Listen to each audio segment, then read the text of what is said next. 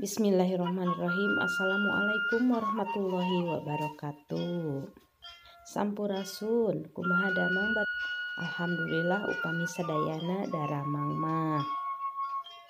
Udah kelas 3 anu soleh sareng soleha pangojeun ayeuna urang ngebahas arti kecap hemat energi. Hemat energi teh hartosna ngurangan atapi nggunakeun energi listrik, cai, bensin jeung sajabana kanggo hal anu aya manfaatna. Manfaat hemat energi: 1. Ngurangan biaya tagihan listrik. 2. Ngurangan polusi. 3. Ngajaga sumber daya alam. 4. Ngajaga karusakan alat-alat elektronik. Salajengna kegiatan hemat energi anu biasa dilakukan ku hidup di bumi. Anu kahiji nyaeta pareuman lampu di imah lamun geus dipake. Nu kadua pareuman keran cai lamun tos dipake. Nu katilu angkat ka sakola naik sapeda. Naik sapeda teh ngarupakeun contoh hemat energi kusabab henteu ngagunakeun bahan bakar sapertos bensin. Beda deui pami urang ka sakola ngagunakeun motor atanapi mobil, pastina ngagunakeun bensin. Panginten sakieu wae penyampaianana, hatur nuhun tina sagala perhatosanana. Hapunten tina sadaya kalepatan, mugi gede ini manfaatnya. Barudak kelas 3 anu soleh sareng soleha ku ibu bade pasian tugas nyaeta damel atanapi serat 5 kegiatan sadedinten di bumi anu berkaitan sareng hemat energi sapertos contoh tadinya. Nu kadua ngagambar atanapi ngadamel melalui aplikasi handphone anu berkaitan sareng hemat energi. Nah, tiasa ieu nganggunakeun Canva atanapi Pixelabnya contoh atanapi poster hemat energi.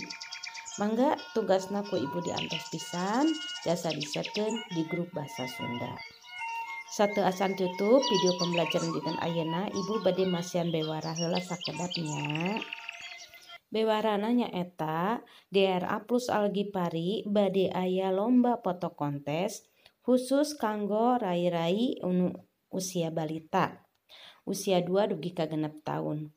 Upami barudak gaduh rai atanapi wargi usia 2 dugi ka 6 tahun mangga didaftarkeun kanggo lomba foto kontes. Hadiah-hadiahna menarik. Diantosnya pendaftaranana, hatur nuhun.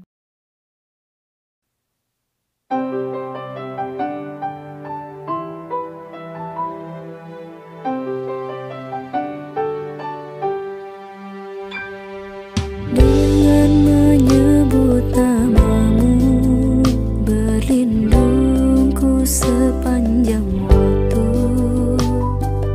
agar ku ingat selalu dan berharap ridhomu.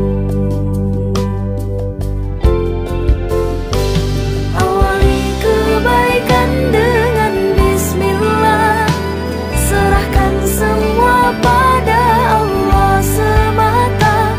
Akhiri ucapan alhamdulillah, segala puji hanya milik Allah.